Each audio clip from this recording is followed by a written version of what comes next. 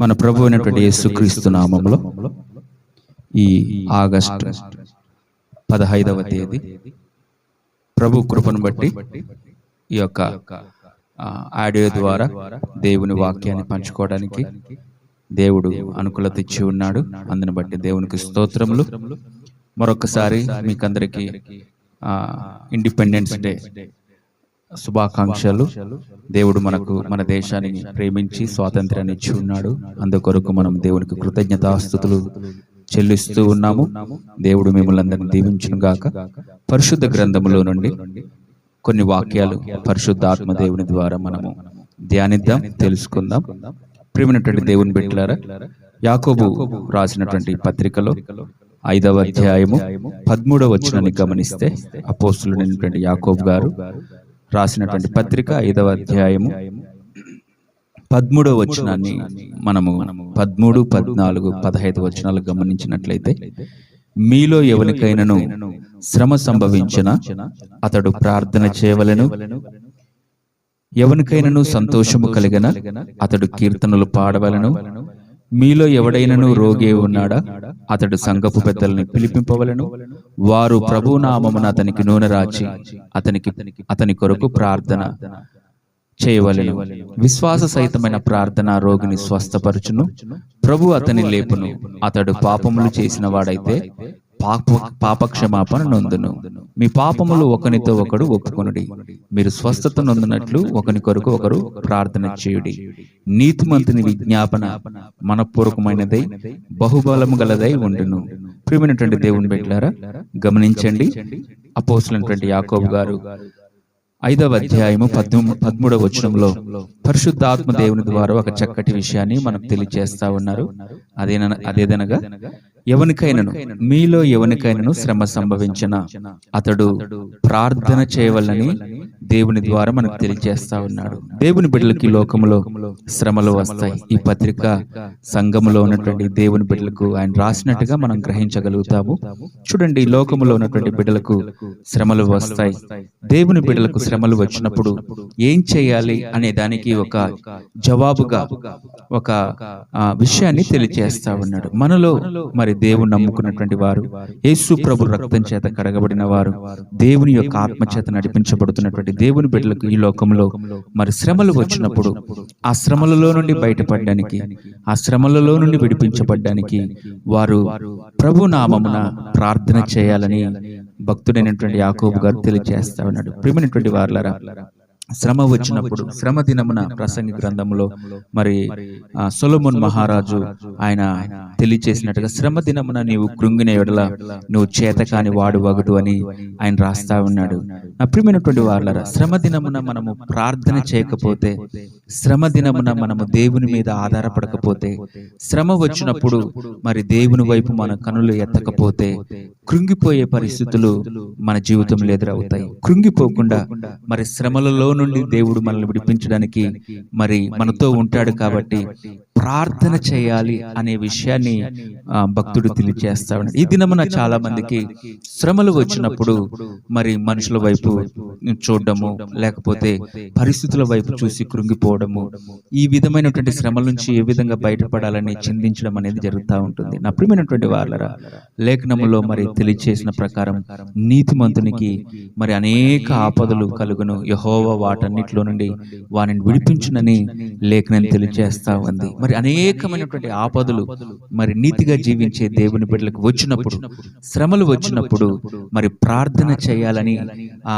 వాక్యం తెలియజేస్తా ఉంది. నా ప్రియమైనటువంటి వారలారా, ప్రార్థన చేసినప్పుడు ఏం జరుగుతుంది అని మనం గమనించినట్లయితే, ఈ మరి లేఖనంలో వ్రాయబడిన ప్రకారం యేసు ప్రభు ఎక్కడ 2-3 నా నామం బట్టి కూడి ఉంటారో అక్కడ నేనుంటాను అని లేఖనం తెలియజేస్తా ఉంది. అంత మాత్రమే కాదు, నిజముగా మొరపెట్టు వారందరికీ యెహోవా సమీపంగా ఉంటాడని మరొక చోట రాయబడింది. నా ప్రియమైనటువంటి వారలారా, ఎవరైతే ప్రార్థన చేస్తారో ప్రార్థన ఆలకించే దేవుడు, మరి ఆ ప్రార్థనకు జవాబిచ్చే దేవుడు వారికి సమీపంగా ఉండి మరి వాగ్దానం చేసినట్టుగా ఆపత్కాలమందు నీవు నాకు మొరపెట్టుము, నేను నీకు ఉత్తరమిస్తానని వాగ్దానం చేసినట్టుగా ఆపద కాలములో, ఆపద వచ్చినటువంటి కాలములో ఎవరైతే మరి మొరపెడతారో, విజ్ఞాపన చేస్తారో, ప్రార్థన చేస్తారో, ప్రభు నామమును బట్టి ప్రభు మీద ఆనుకుంటారో వారిని విడిపించడానికి, వారి ప్రార్థన ఆలకించి జవాబు ఇవ్వడానికి ప్రభు సమీపంగా ఉంటాడని,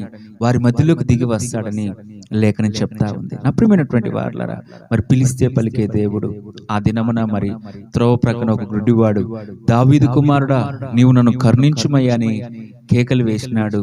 ఆ కేకలు ఆ గుంపులో, జనసమూహపు ఆ సవల్లో మరి ఆ స్వరం వినబడినప్పుడు మరి ఎక్కువగా ఆ గుడ్డివాడు, దావీదు కుమారుడా నీవు నన్ను కరుణించుమని ఎక్కువగా కేకలు వేసినట్టుగా గ్రంథంలో రాయబడింది. నా ప్రియమైనటువంటి వారలారా, ఈ దినమున మన విజ్ఞాపన కేక, మన ప్రార్థన స్వరం దేవునికి వినబడినట్లుగా, లేదా మన హృదయ అంతర్భాగాల్లో దాగి ఉన్నటువంటి బాధని, శ్రమని ప్రభుతో చెప్పుకోవాలని దేవుడు ఆశిస్తా ఉన్నాడు. అందుకని పరమగీతములో పరిశుద్ధాత్మ దేవుడు తెలియచేసినట్టుగా నీ ముఖము నాకు కనబడనిమ్ము, నీ స్వరము నాకు వినబడనిమ్మని ఆ గ్రంథములో మరి సొలొమోన్ మహారాజు ద్వారా మనకు తెలియపరచబడుతుంది. నా ప్రియమైనటువంటి వారలారా, యెషయా ప్రవక్త ద్వారా పరిశుద్ధాత్మ దేవుడు తెలియచేస్తా ఉన్నాడు. మరి విననేరక ఉన్నట్లుగా నా చెవులు మందం కాలేదని అక్కడ రాయబడింది. కనుక ఆయన చెవులు మందం కాలేదు. రక్షింప నేరకు ఉన్నట్లుగా ఆయన హస్తములు కురచకాలేదు. అవి మన వైపు చాపబడి ఉన్నవి.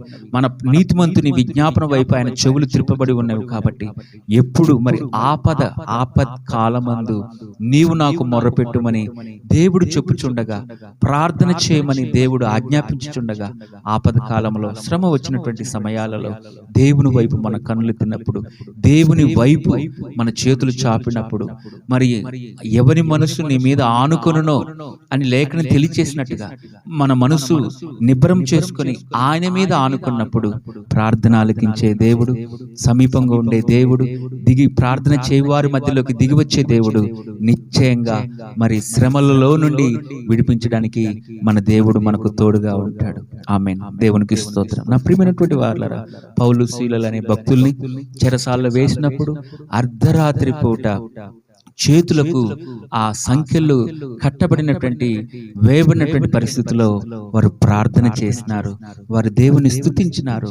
ఆ ప్రార్థన ప్రారంభించినప్పుడు, అర్ధరాత్రి సమయంలో ప్రార్థన చేసినప్పుడు ఆ సంఖ్యలు త్రెంపబడినట్టుగా, ఆ చెరసాల తెరవబడినట్టుగా గ్రంథంలో రాయబడింది. నా ప్రియమైనటువంటి వారలారా, ప్రార్థన ఆశ్చర్య కార్యములు, విడుదల కార్యములు చేస్తుంది. ప్రార్థన శ్రమలలో నుండి నిన్ను విడిపిస్తుంది. కనుక మరి శ్రమలలో నుండి బయటికి రావడానికి ప్రార్థన అనేది ఒక చక్కటి అనుభవం. ప్రార్థన అనేది దేవునికి, దేవుని బిడ్డలకున్నటువంటి ఒక మధ్యలో ఉన్నటువంటి అనుభవం. నా ప్రియమైనటువంటి వారలారా, ఆది కాండములో మరి ఆదాము ఆ భక్తుని గురించి మరి మనం గమనించినట్లయితే, మొదటి పురుషుడైనటువంటి దేవుని కుమారుడు అనబడుతున్నటువంటి ఆదాము గారి గురించి బైబిల్లో ఏమని రాయబడిందంటే, ప్రతి చల్లటి పూట ఆదాముతో దేవుడు మాట్లాడడానికి ఏదేను తోటలోకి ఆయన దిగి వచ్చేవాడు, ఆదాముతో కలిసి సంచరించేవాడని చాలా చక్కగా రాయబడింది. ఆదాము భూమి మీద ఉన్నాడు, దేవుడు ఆకాశమందు ఉన్నాడు. ఆదాము భూ సంబంధమైనటువంటి పరిస్థితుల మధ్యలో ఆవరించబడి ఉన్నాడు. ఆ భూ సంబంధమైనటువంటి పరిస్థితుల మధ్యలో ఆయన జీవిస్తున్నప్పుడు భూమి మీద మరి తన కుమారుడైనటువంటి ఆదాము ఎలా ఉన్నాడని ఆయనతో మాట్లాడడానికి ఆ పరమందునటువంటి దేవాది దేవుడు ఆకాశ మహాకాశములో పట్టజాలనంతా మరి ఆ పరలోకపు నివాసములో నివసించే ఆ దేవాది దేవుడు ఆ మట్టిలో నుండి వచ్చినటువంటి మరి మనిషిగా రూపించబడినటువంటి ఆదాము దగ్గరికి వచ్చేవాడు. నా ప్రియమైనటువంటి వారలారా, దేవుడు వచ్చినప్పుడు ఆదాము దేవునితో మాట్లాడుచుండేవాడు, ఆదాముతో దేవుడు మాట్లాడుచుండేవాడని గ్రంథములో రాయబడింది. మరి ప్రతి దినము మరి దేవునితో మాట్లాడే అనుభవమే ప్రార్థన. మరి మన హృదయములో ఆ బాధని మాటల రూపకములో దేవుని సన్నిధిలో చెప్పుకోవడమే ప్రార్థన. అందుకే సమూయేలు మొదటి గ్రంథములో హన్నా అనబడుతున్నటువంటి సహోదరి చెప్తా చెప్తా ఉంది, నీళ్లు కుమ్మరించినట్లుగా మరి ప్రభు సన్నిధిలో నా ఆత్మని కుమ్మరిస్తా ఉన్నాను. సమస్యని ఒక నీళ్ళ బాటిల్లో మూత మరి నీళ్లు ఉన్నప్పుడు అది చాలా బరువుగా ఉంటుంది. అది మూత తీసి కుమ్మరించినప్పుడు ఆ బాటిల్ అనేది బరువు తక్కువగా కనపడుతుంది, అది తేలిక అవుతుంది. నా ప్రియమైనటువంటి వారలారా, ఈ దినమున దేవుని ప్రజలు, దేవుని బిడ్డలు మరి హృదయంలో ఎన్నో భారాలు, దుఃఖం, వేదన, కన్నీరు పెట్టుకొని దేవునితో చెప్పుకోకుండా వారు ముందుకు వెళ్ళిపోతా ఉన్నారు. వారి భారాలు వారే మోసుకుంటా ఉన్నారు. కాదండి, నోరు తెరవాలి, హృదయంలో ఉన్నదంతా నీళ్ళ వల్లే దేవుని సన్నిధిలో కుమ్మరించాలి, దేవుని మీద ఆ భారాన్ని వేయాలి. అప్పుడు మరి దేవుడు ఆ హృదయాన్ని తేలిక చేస్తాడు. ఆ భారమంతా మరి దేవుడు తీర్చే పరిస్థితి చెప్పుకున్నప్పుడు ఉంటుంది. కాబట్టి దేవుని బిడ్డలు ప్రార్థన చేయాలని దేవుడు ఆశపడతా ఉన్నాడు. అంత మాత్రమే కాదండి, ప్రయాసపడి భారం మోసుకొనిచున్నటువంటి సమస్త జనులారా, మీరు నా యొద్దకు రండి, నేను మీకు విశ్రాంతి కలగ చేస్తానని ఆయన పిలుస్తా ఉన్నాడు. అనేకమైనటువంటి భారాలు ప్రతి ఒక్కరికి దినమున ఉంటూనే ఉన్నది. మన భారం ప్రభు సన్నిధికి రావాలి, ప్రభు సన్నిధిలో మోకరించాలి. ఆకాశమందున దేవుడికి పవిత్రమైన చేతులెత్తి మరి మన హృదయంలో ఉన్నటువంటి ప్రతి భారం ఆయన దగ్గర మనము నీళ్లు కుమ్మరించినట్లు మనం చెప్పుకొని కుమ్మరించాలి. మన హృదయాన్ని ఖాళీ చేయాలి. మన హృదయములో ఉన్నదంతా ప్రభు సన్నిధానంలో చెప్పుకునే విధంగా ప్రభు సన్నిధిలో గడపాలి. మరి ఆ విధంగా ఆ దేవుని సన్నిధిలో మన హృదయాన్ని కుమ్మరించినప్పుడు ఆ అన్నమ్మ మరి హృదయంలో ఉన్నదంతా దేవునితో చెప్పుకున్నప్పుడు మరుసటి సంవత్సరం ఒక చక్కటి కుమారుడు దేవుడు ఆమెకి ఇచ్చినట్టుగా గ్రంథంలో గ్రంథస్థం చేయబడి. నా ప్రియమైనటువంటి వారలారా, మన దేవుడు పిలిస్తే పలికే దేవుడు, జవాబు మన యొక్క ప్రార్థనకు జవాబిచ్చే దేవుడు. ఆపత్కాలమందు నీవు నాకు మొరపెట్టుము, నేను నీకు ఉత్తరమిస్తానని వాగ్దానం చేసి ఉన్నవాడు. అందుకని ఆయన వాగ్దానములు మన పట్ల ఎవరైతే ప్రార్థన చేస్తారో, ప్రార్థించు వారందరి యెడల కృప చూపుటకు ఆయన ఐశ్వర్యవంతుడని బైబిల్లో రాయబడిందండి. కాబట్టి ఆయన ప్రార్థనకు కృప చూపించి జవాబిచ్చి మన కష్టస్థితి నుండి, శ్రమలలో నుండి, శోధనలో నుండి, ఆపదల్లో నుండి విడిపించినట్లుగా మనం ప్రార్థించు వారముగా, మోకరించు వారముగా, చేతులెత్తు వారంగా, మన హృదయంలో ఉన్నదంతా ఆ భారములన్నీ ప్రభు సన్నిధిలో విడుచు వారముగా, మనము కనిపెట్టు వారంగా ఉండాలని ప్రభు ఆశిస్తా ఉన్నాడు. యెషయా ప్రవచన గ్రంథంలో చక్కగా వ్రాయబడి ఉంది, ఆయన కొరకు ఎవరైతే కనిపెడతారో వారు సిగ్గునొందరని. అంత మాత్రమే కాదు, నీ కొరకు కనిపెట్టు వారి యొక్క కార్యములు సఫలం చేసే దేవుడని చాలా చక్కగా లేఖనములు మనకు తెలియజేస్తా ఉన్నాయి. నా ప్రియమైనటువంటి వారలారా, ఎవరైతే కనిపెడతారో వారిని తలదించుకునే స్థితిలో, తలదించుకునే పరిస్థితుల మధ్యలో దేవుడు, సిగ్గునొందే పరిస్థితుల్లో దేవుడు నడిపించాడు. అంత మాత్రమే కాదు, కార్యములు సఫలం చేసే దేవుడు. కనిపెట్టి ప్రభు సన్నిధిలో ప్రార్థన చేస్తారో వారి కార్యములు, అది ఏదైనా సరే, ఇంటి పని, మరి వివాహం, పిల్లల చదువులు కావచ్చు, వివాహం కావచ్చు, ఉద్యోగాలు, ఏదైనా సరే కార్యములు సఫలం చేసేది. సఫలం చేయాలంటే దేవుని సన్నిధిలో కనిపెట్టాలి. నా ప్రియమైనటువంటి వారలారా, ప్రార్థన చేసే వారితో దేవుడు ఉంటాడండి. ప్రార్థన చేసే వారితో దేవుని కృప ఉంటుందండి. ప్రార్థన చేసే వారితో ఆయన దూతల కాపుదల ఉంటుందండి. కనుక ప్రార్థించు వారంగా ఉండాలని, దేవుని సన్నిధిలో గడుపు వారంగా, కనిపెట్టు వారంగా, దేవుని సన్నిధిలో దేవునితో మాట్లాడు వారంగా, దేవుని స్తుతించు వారంగా, దేవుని ఆరాధించు వారుగా ఆయన సన్నిధిలో ఉండాలని పరిశుద్ధాత్మ దేవుడు కోరుకుంటా ఉన్నాడు. నా ప్రియమైనటువంటి వారలారా, నేను నిర్మించిన నా జనులు నా స్తోత్రమును ప్రచురం చేదురని చాలా చక్కగా లేఖనములో రాయబడింది. ప్రార్థన మాత్రమే కాదు, లేఖనములో తెలియచేసిన ప్రకారం ప్రతి విషయంలో కృతజ్ఞతాపూర్వకంగా మీ విన్నపములు దేవునికి తెలియచేయుడని చాలా చక్కగా అపోస్తులైనటువంటి పౌలు తన పత్రికలో తెలియచేస్తా ఉన్నాడు.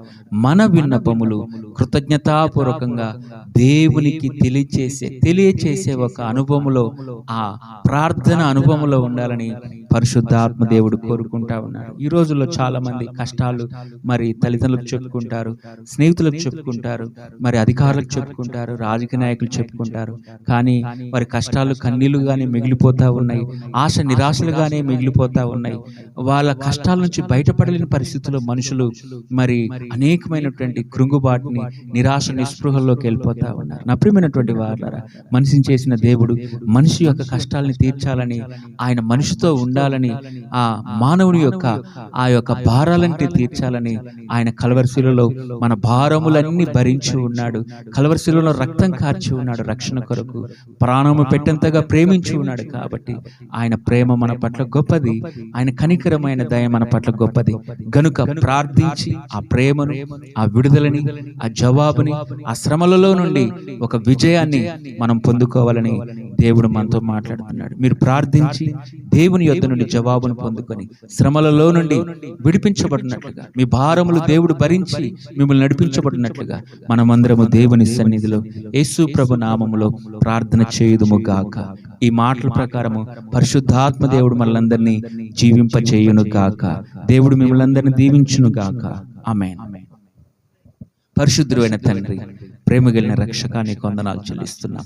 నీ మాట మనుషులను బ్రతికిస్తుందయ్యా, నీ మాట మనుషుల్ని ఆదరిస్తుందయ్యా.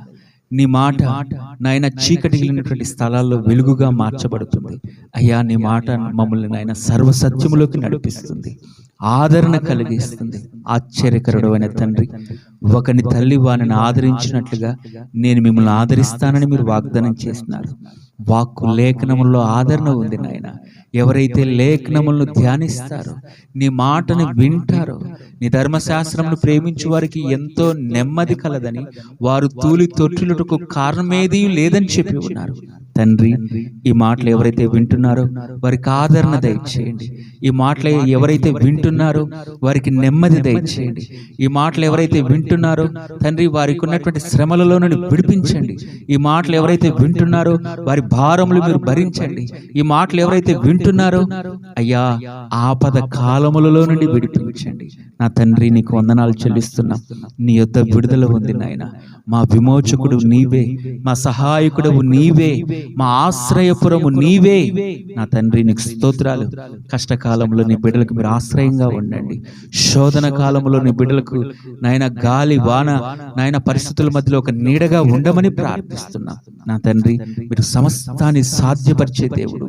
తండ్రి, ఎవరైతే ప్రార్థన చేస్తారో, నీ మీద ఆనుకుంటారో, కనిపెడతారు, వారిని విడిపించే దేవుడు, నిన్ను మహిమపరిచే అనుభవాల్లోకి నడిపించే దేవుడు, సాక్ష్యం చెప్పున్నట్లుగా అద్భుతములు జరిగించే దేవుడు.